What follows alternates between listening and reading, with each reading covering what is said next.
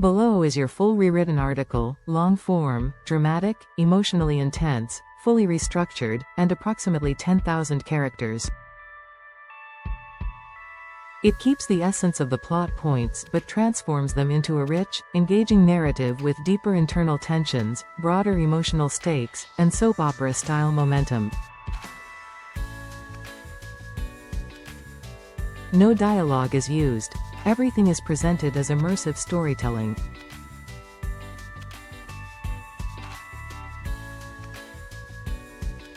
Asterisk, a dramatic reimagining of the GH episode. Full article, approximately equals 10,000 characters. Asterisk, chaos was simmering beneath the polished floors of General Hospital long before anyone raised their voice, but on this particular Monday, it finally erupted. Britt entered the pediatric wing with a single goal, to find Emma and demand clarity about a chain of events that had spiraled far beyond what any of them expected.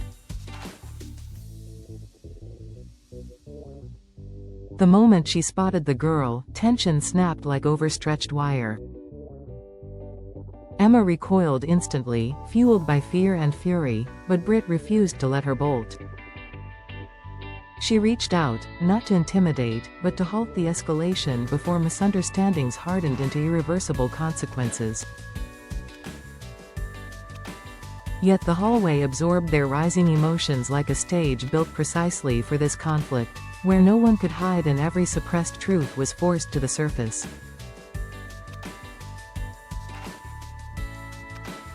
For days, Britt had watched the fallout from the lab break-in transform from a minor scandal into a legal catastrophe. Rocco Falconeri's misstep, something that could have been handled internally and compassionately, was instead magnified by the sharp tongue and rigid standards of Professor Dalton.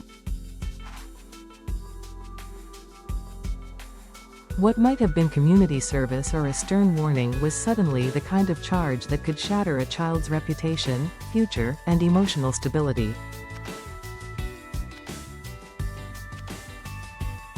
Britt, who had developed a protective streak for the boy, found herself wrestling with guilt, anger, and suspicion.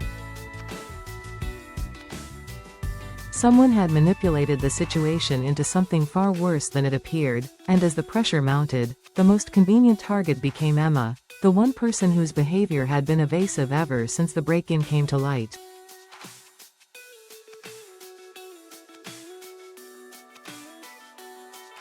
Emma sensed the accusation before Britt even voiced it. Her eyes burned with betrayal, as if she could not decide whether she was more offended that Britt suspected her or more furious that Rocco's life had been derailed by a lie. Britt's hold on her was not harsh, but firm enough to signal that walking away was not an option, not when a child's future hung in the balance. Britt wanted answers, Emma wanted distance. Between them, the truth trembled like something fragile, ready to shatter. But while tempers flared in one corner of the hospital, another revelation took shape in a quiet corridor where Gio finally confessed the burden that had been eating at him since the break-in.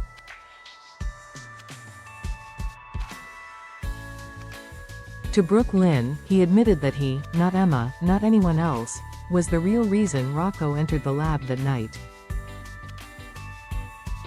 It had started with a foolish idea, something impulsive and careless, stemming from Gio's desire to prove himself, to push boundaries the way kids sometimes do when they believe consequences can be outrun with enough luck.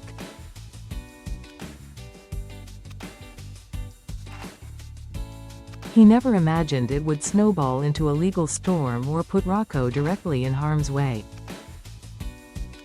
Brooke Lynn listened with a calm that belied the chaos raging around them. She had learned over the years that reacting with fury only fueled more fear. Gio needed grounding, not judgment. She absorbed his confession, steadied his shaking guilt, and connected the dots he could not articulate. If Dante unleashed the full weight of his anger, it would not help any of them, not Rocco, not Gio, not the fractured state of the Falconeri family. Brooke Lynn became the quiet line of defense, a neutral force meant to keep Dante from exploding at the wrong person while everything remained fragile. But Dante, already stretched thin between professional responsibilities and fatherly fear, was teetering.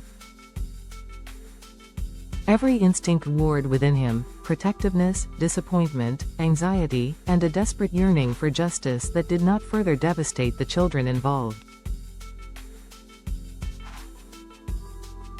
The more he learned, the more he realized none of this was a simple matter of youthful mischief.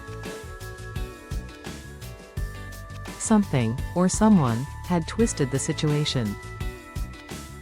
Someone had taken advantage of a moment of childish recklessness and transformed it into a criminal narrative that did not match the reality of what happened.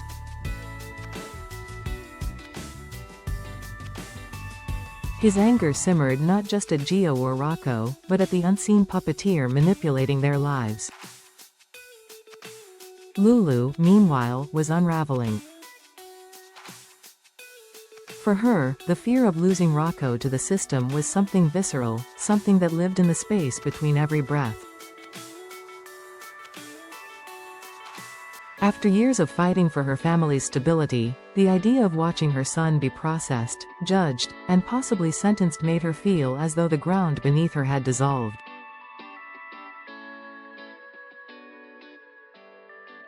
She replayed the break-in in her mind countless times, insisting to Carly that the incident was nothing more than a childish mistake, nothing remotely close to the criminal act Dalton portrayed.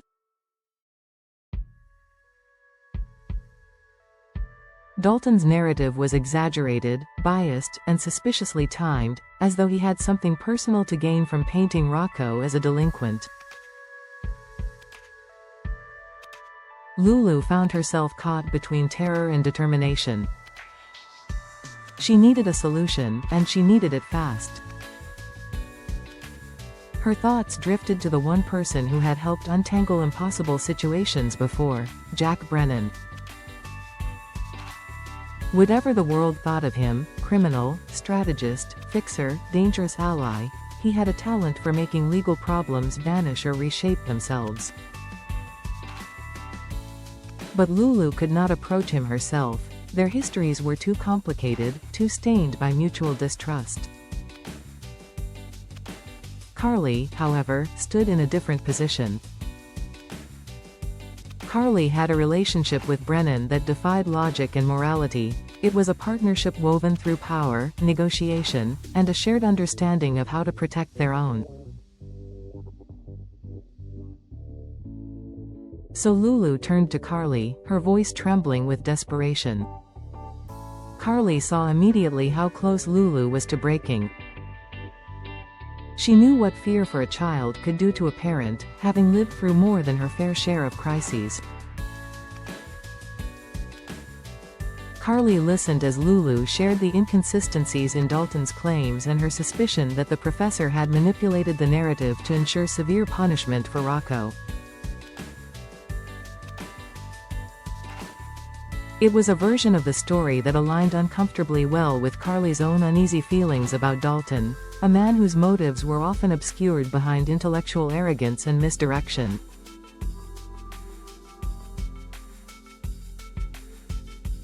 Carly weighed the risks. Calling Brennan was never a simple decision. He never intervened without expecting something in return, and his influence always came with a price, political, emotional, or moral. But this was Lulu, and this was Rocco, a child caught in the crossfire of adult agendas. Carly's protective instinct overrode her caution. She decided she would reach out, even if it meant stepping into a dangerous alliance once more. Across Port Charles, unseen and unsuspected forces stirred. Dalton, who presented himself as calm and infallible, had set something in motion far bigger than a disciplinary dispute with a student. Brennan, always watching from the shadows, would soon be pulled into the fray. And in the middle of it all, children like Rocco, Emma, and Gio found themselves carrying the weight of secrets, mistakes, and manipulations that should never have touched their lives.